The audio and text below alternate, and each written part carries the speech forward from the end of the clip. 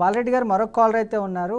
ఆ, కృష్ణా డిస్ట్రిక్ట్ నుంచి దీవెన గారు. దీవెన గారు నమస్కారం అండి. దీవెన గారు నమస్కారం. నమస్తే సార్. చెప్పండి, సమస్య ఏంటండి? మా తమ్ముడు 6 కలిసి బైకులు దొంగతనం చేశారు సార్. ఎవరండి? 6 కలిసి ఒక ఓకే. ముఠాగా చేరి అలా 6 కలిసి బైకులు దొంగతనం చేసి అమ్మడం జరిగింది. ఉమ్, కొనడం అమ్మడం జరిగితే ఇంకా పట్టుకున్నారు పోలీసులు. 5 పట్టుకున్నారు. కట్ అవుతున్నాయి. ఇందాక మాట్లాడేది బాగా వినపడింది. ఇదేమో కట్ నేను చెప్తాను సార్ మీకు. చెప్పండి అమ్మా. చెప్పండి సార్. పోలీసులు 5 పట్టుకున్నారు సార్ కంకిపాడు స్టేషన్ లో. ఉమ్, 5 పట్టుకుంటే ఒక అబ్బాయి మా తమ్ముడు కేసన సురేష్ అని మా తమ్ముడు. అందులో ఒక అబ్బాయి మీ తమ్ముడు? మా తమ్ముడు. ఉమ్, ఒక అబ్బాయిని అయితే స్టేషన్ లో నుంచి విడుదల చేసుకుని తీసుకెళ్లిపోయారు పెద్ద మనుషుల దగ్గర పెట్టేసి. ఇంకా ఈ 4 వచ్చేసి రిమాండ్ లో ఉంచారు. కొన్ని రోజులు మేము బెయిల్ పెట్టుకోవడానికి కూడా కుదరదని చెప్పేసి అన్నారు సార్. ఉమ్, ఇక అవనిగడ్డ మచిలీపట్నం ఇలా ఉన్నారు. ఉమ్, అంటే ఇంకా నెల్లూరు శిక్ష అనేది కంకిపాడు దానికి విజయవాడలో శిక్ష అని చెప్పేసి వేశారు. బాలరెడ్డి గారు నేను మీకు ఎక్స్ప్లెయిన్ చేస్తా అండి. దివిన గారు మీరు చెప్పండి. 2 నెలలు వేశారండి శిక్ష. నెల్లూరు జైలుకి పంపించారు. శిక్ష నెల్లూరు జైలుకి పంపించారు. ఇప్పుడు బెయిల్కి పెట్టుకోవడం అనేది ఎలా, కానీ మా స్తోమత మాత్రం లేదు. ఎవరిని అడిగినా డబ్బులు మనీ కావాలని చెప్పేసి అంటున్నారు. ఎవరిని అడిగారు మీరు? అంటే అవనిగడ్డ అంటే బందర్లు అడిగాం సార్. ఎవరినండి? బందర్ లాయర్ గారిని అడిగారు. అంటే వేరే అతను వాళ్ళ అమ్మగారు అడిగారు బందర్లో. లాయర్ గారిని కనుక్కుంటే ఇలా మనీ ఇవ్వండి, ఒక్కొక్క 5 కేసులు ఉన్నాయి కదా, 50,000 ఇవ్వండి మనిషికి వచ్చేసి అన్నారంట. ఓకే. అలా మరి ఇప్పుడు మాకైతే డబ్బులు మరి పెట్టే అంత స్తోమత లేదు. మరి ఎలా బెయిల్ పెట్టుకుని ఎలా బయటకు వచ్చేది కావాలి అది. ఓకే. అయితే బాలరెడ్డి గారు ఒక 6 కలిసి బైకులు దొంగతనాలు చేసేవాళ్ళంట. దాన్ని అమ్మడం, విక్రయించడం, ఇట్లా కొనడం, మళ్ళీ అమ్మడం ఇలాంటివి చేసేవాళ్ళంట. రీసెంట్గా పోలీసులు పట్టుకున్నారంట ఒక 6. ఆ 6లో ఒకరిని ఆల్రెడీ పెద్ద మనసు ద్వారానో మరి బెయిల్ ద్వారానో బయటికి తీసుకెళ్ళిపోయారు. ఇంకా 5 ఉన్నారంట. 5లో ఒకరు మాత్రం ఇప్పుడు మాట్లాడే దీవెన గారు తమ్ముడు అంట. సో అయితే లాయర్లను ఇప్పుడు 2 months జైలు శిక్ష విధించారంట. 2 నెలలు నెల్లూరు జైల్లో ఉన్నారంట. అయితే ఇప్పుడు బెయిల్ కావాలని వేరే లాయర్ అంటే బందర్ లాయర్ని అడగడం జరిగింది. 5 మంది ఉన్నారు కదా, 5 మందిలో ఒక్కొక్కరు 50,000 ఇవ్వండి, నేను 5 మందికి బెయిల్ ఇప్పిస్తానని చెప్పేసి లాయర్ అన్నారు. మా దగ్గర డబ్బులు లేవు, మరి మేము ఏం చేయొచ్చు అని అడుగుతున్నారు. ఇప్పుడు ఒకటి సార్, దీంట్లో కేసు విచారణ జరిగి శిక్ష పడి ఉంటే గనా ఎన్ని రోజుల నుంచి 2 నెలలు శిక్ష పడింది అంటారు కదా. అవును. 2 నెలలు లోపల ఉంటే 2 నెలలు లోపలగానే ఉంటే బయటకు వచ్చేసి సెటప్ చేసేస్తారు. రిమాండ్ లో ఎన్ని రోజులు ఉన్నారు, వాళ్ళు అరెస్ట్ చేసినప్పుడు బెయిల్ లోపలికి వింటారు. ఎన్ని రోజులు ఉన్నారు జైల్లో అనేది విచారణ జరిగిందా జరగలేదా అనేది నాకు అర్థం కాలేదు. 50,000 రూపాయలు బెయిల్ ఇవ్వాల్సిన అవసరం లేదు. జిల్లా చెప్పినా కదా, జిల్లా లీగల్ సర్వీసెస్ అథారిటీలో లాయర్లు ప్రతి ఒక్క కోర్టులో జిల్లా 4-5 మంది ఉన్నారు. వాళ్ళకి పోయి ఒక లెటర్ ఇస్తే గనా వాళ్ళే ఫ్రీ లీగల్ ఎయిడ్, వాళ్ళే డబ్బులు పెట్టి వాళ్ళే బెయిల్ ఇప్పిస్తారు సార్. వాళ్ళు ఏమి 50,000 1,00,000 రూపాయలు ఇవ్వాల్సిన అవసరం లేదు. ఫ్రీ లీగల్ ఎయిడ్ అప్రోచ్ అవ్వాలంటారు అయితే బాలరెడ్డి గారు. లీగల్ సర్వీసెస్ అథారిటీ, జిల్లా న్యాయ సేవా సాధికార సంస్థ అనేది ప్రతి ఒక్క కోర్టులో ఉంటుంది. వాళ్ళని పోయి అప్రోచ్ అయితే గనా ఫ్రీగా బెయిల్ పెడతారు. ఎస్ దివిన గారు, మీరు లీగల్ సర్వీసెస్ అథారిటీకి వెళ్ళి మీరు అప్పీల్ చేసుకున్నట్టయితే మీకు ఫ్రీగా లీగల్ ఎయిడ్ అనేది మీకు ఒక లాయర్ని అపాయింట్ చేస్తారు వాళ్ళు. దాని త్రూ మీరు వెళ్ళొచ్చండి. జిల్లా కోర్టులో సార్? అవునండి, జిల్లా లీగల్ సర్వీసెస్ అథారిటీ. బాలరెడ్డి గారి మాటలు మీకు వినిపిస్తున్నాయండి దివిన గారు? స్లోగా వినిపిస్తుంది, అంత క్లారిటీ లేదు. జిల్లా లీగల్ అథారిటీ అని చెప్పేసి ఒకటి ఉంటుందండి, ఫ్రీ లీగల్ ఎయిడ్ ఇస్తారు మీకు. సో అది ఫ్రీగా ఉంటుంది. ఒక లెటర్ పెట్టుకోవాలా, ఫలానా కేసులో మా తమ్ముడు ఈ విధంగా రిమాండ్కి పోయినాడు, మాకు న్యాయ సహాయం చేయండి అని ఒక లెటర్ ఇస్తే వాళ్ళు జిల్లా అక్కడ ఒక సెక్రటరీ ఉంటాడు, సబ్ జడ్జి స్థాయి అధికారి, జిల్లా సబ్ జడ్జి గారు ఉంటారు, వాళ్ళే ఒక లాయర్ని అపాయింట్ చేస్తారు. వాళ్ళే వచ్చి సో దివ్య గారు మీరు ఏం చేస్తారంటే హైకోర్టు దగ్గరికి వెళ్ళేసి మీరు ఒక లెటర్ పెట్టుకోవాలండి. అసలు ఏం హైకోర్టు కాదు, జిల్లా కోర్టు. జిల్లా కోర్టుకి వెళ్ళి మీరు ఒక లెటర్ పెట్టుకోవాలి. అసలు ఏం జరిగింది, ఎందుకు మీ తమ్ముని లోపల పెట్టారు, మీ కేసు డీటెయిల్స్ మొత్తం ఇస్తే దానికి సంబంధించి మీకు సహాయం అనేది అందుతుందండి. ఓకే, బాలరెడ్డి గారు మరొక కాలర్ అయితే ఉన్నారు, మాధవరెడ్డి గారు కడప నుంచి. మాధవరెడ్డి గారు నమస్కారం అండి. హలో, చెప్పండి మాధవరెడ్డి గారు, సమస్య ఏంటండి? సార్ నమస్తే. ఇప్పుడు ఎఫ్ఐఆర్ బెయిలు అనే విషయంలో ఎఫ్ఐఆర్ కట్టేటప్పుడు పోలీసులే అంటే అవతల వ్యక్తులను ఒక వ్యక్తిని ఇబ్బంది పెట్టడానికి కట్టేటటువంటి కేసులు, కొన్ని విషయాలలో అయితే కొంతమంది ఇద్దరు వ్యక్తుల మధ్య సంఘర్షణలో దళితులు చొరబడి దళితుల కేసు పెడుతున్నారు. అది తప్పుగా పెట్టినటువంటి అంటే విచారణాధికారి ఎస్టీ డిఎస్పీ విచారణాధికారిగా ఉండి విచారణలో తప్పు అంటే ఎలాంటి నేరం జరగలేదని తెలిసిన ఎఫ్ఐఆర్లు కడుతున్నారు. వాళ్ళ పైన మళ్ళీ తిరిగి మనం కేసు పెట్టాలంటే ఏ విధానంతో పెట్టాలి?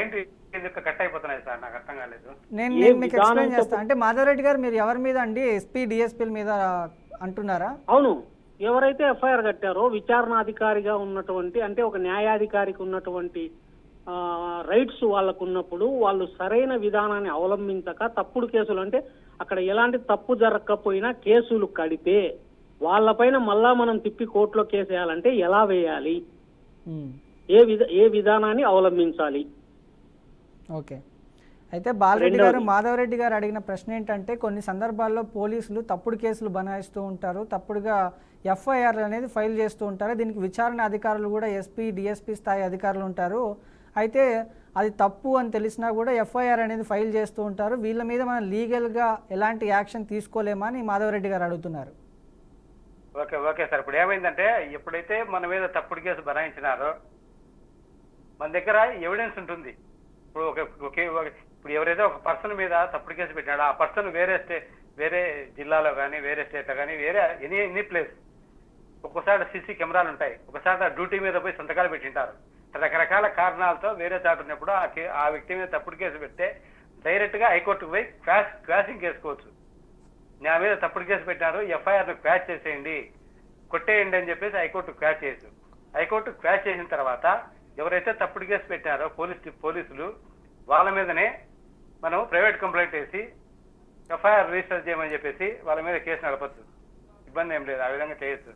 లేదు ఏదైనా మెటీరియల్ ఎవిడెన్స్ ఉండి అయినా కూడా మళ్ళీ వాళ్ళ పోలీసు వాళ్ళు తీసుకొని మనం ఎవరైతే బాధితులు ఉన్నాడో పోలీసు వాళ్ళకి ఇచ్చినా కూడా వాళ్ళు మళ్ళీ కేసు కట్టారన్నా కూడా కౌంటర్ కంప్లైంట్ కూడా వాళ్ళ మీద వేయచ్చు. ఎవరైతే వీళ్ళ మీద తప్పుడు కేసు పెట్టినారో వాళ్ళని కూడా పార్టీగా చేర్చి పోలీసులను పార్టీగా చేర్చి ప్రైవేట్ కంప్లైంట్ కూడా వేయచ్చు. కౌంటర్ కంప్లైంట్ అంటారు దాన్ని, అట్లా కూడా వేయచ్చు. లేదా తప్పుడు కేసు పెడితే హైకోర్టు పోయి క్వాష్ చేయొచ్చు. అట్లా కూడా ఉంది. ఓకే, బాలరెడ్డి గారు మరొక కాలర్ అయితే ఉన్నారు, ప్రవీణ్ కుమార్ గారు కామారెడ్డి నుంచి. ప్రవీణ్ కుమార్ గారు నమస్కారం అండి. సార్ నమస్తే అండి. చెప్పండి, సమస్య ఏంటండి? సార్ ఏం లేదు సార్, ఇప్పుడు మా అమ్మ పేరు మీద కొంచెం ల్యాండ్ ఇచ్చిరండి ఇషాపూర్ లో. గవర్నమెంట్ ల్యాండ్ అండి? లేదండి, మా మామ ఆర్సీ ఇచ్చినారు. మీ మామగారు ఇచ్చారు? మా మామగారు ఇచ్చారు. అయితే ఇక మాకు ఇప్పటిదాకా కూడా రీజన్ కావట్లేదండి. ఇప్పుడు 4 సంవత్సరాలు అవుతుంది. అయితే మొన్న లాస్ట్ ఇయర్ 1.5 year బ్యాక్ అయింది అని చెప్పినారు. అయినా కానీ మళ్ళీ మా బావమరుదులు చేయట్లేదండి రిజిస్ట్రేషన్. ఇది రిజిస్ట్రేషన్ చేయించట్లేదా? రిజిస్ట్రేషన్ ఇప్పుడు కోర్టు నుంచి ఏంటి సంగారెడ్డి కోర్టు నుంచి ఏమొచ్చింది అంటే రిజిస్ట్రేషన్ వాళ్ళకి చేయాలని వచ్చిందండి. మీ మామగారికి ఆ ల్యాండ్ ఎక్కడి నుంచి వచ్చిందండి? అంటే పూర్వీకుల నుంచి వచ్చిందా? అంటే వాళ్ళ తాతల నుంచి తాతల నుంచి వచ్చింది. అయితే చేస్తాం అంటూ చేయట్లేదు సార్. ఏం చేయాలో అర్థం కాక ఇక మీరు ఇప్పుడు కనపడ్డారు కాబట్టి దాన్ని మనం మీకు కాల్ చేసినాం సార్ అప్పటి నుంచి. చెప్పండి సార్, ఏమంటాయి నా ప్రాబ్లం? అయితే బాలరెడ్డి గారు ఇప్పుడు మామూలుగా కూతురికి అంటే ఈయన అల్లుడు వాళ్ళ మామగారు ల్యాండ్ ఇవ్వడం జరిగింది. ఆ ల్యాండ్ ఇస్తే దాన్ని రిజిస్ట్రేషన్ జరగనివ్వకుండా వీళ్ళ బామ్మర్దులు పావలు అడ్డుకుంటున్నారంట. అండ్ ఆ ల్యాండ్ వచ్చేసి వాళ్ళ మామగారికి పూర్వీకుల నుంచి వచ్చిన ల్యాండ్. సో దీనికి లీగల్గా ఏం చేద్దాం అని అడుగుతున్నారు. భాగ పరిష్కారం కేసు సూట్ ఫర్ పార్టీషన్ భాగ పరిష్కారం కేసు వేసుకోవాలి సార్. ల్యాండ్ ఒకవేళ ఆటోమేటిక్ గా ఇచ్చింటే అంటే ఇచ్చినాడంటే ఓవర్లుగా ఇచ్చినాడా రాయిచ్చినాడా అది అడగండి. ప్రవీణ్ కుమార్ గారు, అంటే మీకు రాయించడం జరిగిందా అండి? కోర్టు నుంచి ఆర్డర్స్ ఉన్నాయండి. ఎందుకంటే మా బ్రదర్ ఒక ఆయన చెప్పండి. మా బ్రదర్ ఒక ఆయన కేసు వేసినాడు అనమాట, మధ్యలో బ్రదర్. మా మదర్ ఆస్తి మాకు వస్తుందని కేసు వేస్తే అయితే మేము ఇద్దరం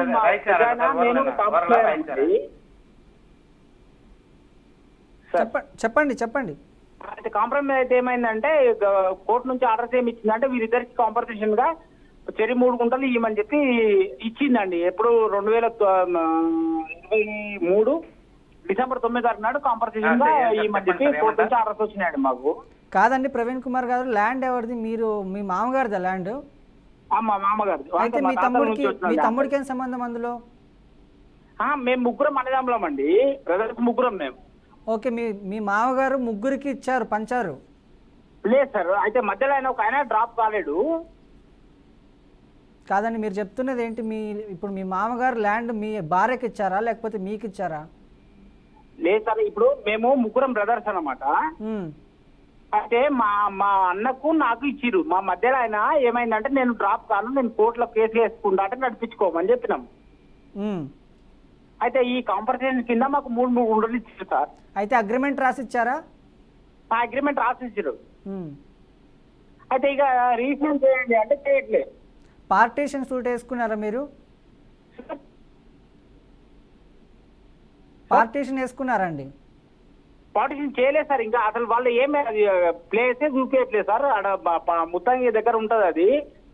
ఈ ల్యాండ్ మీదే అని చెప్తున్నారు అంతే. ఇక ఎప్పుడు పోయినా అంటే మీరు ఏం చూపించట్లేదు, నాకు అర్థం కావట్లేదు.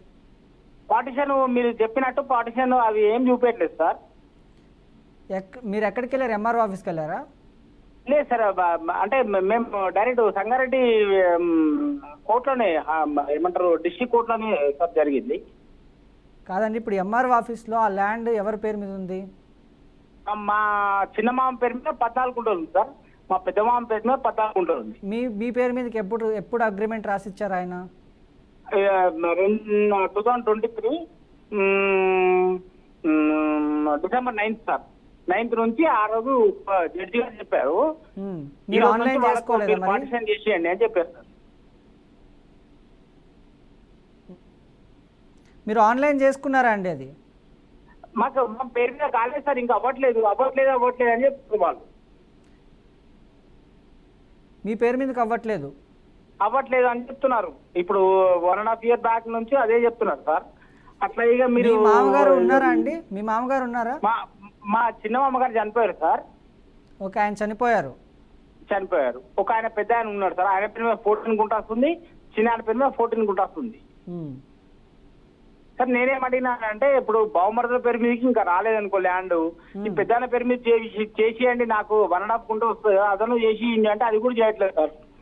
అంటే పార్టీషన్ సూట్ వేసుకోవాలండి మీరు. చేయట్లేదు సార్, ఏం చేయాలి ఇక? పార్టీషన్ సూట్ చేయట్లేదంటే మీరు కోర్టుకి వెళ్ళాలి.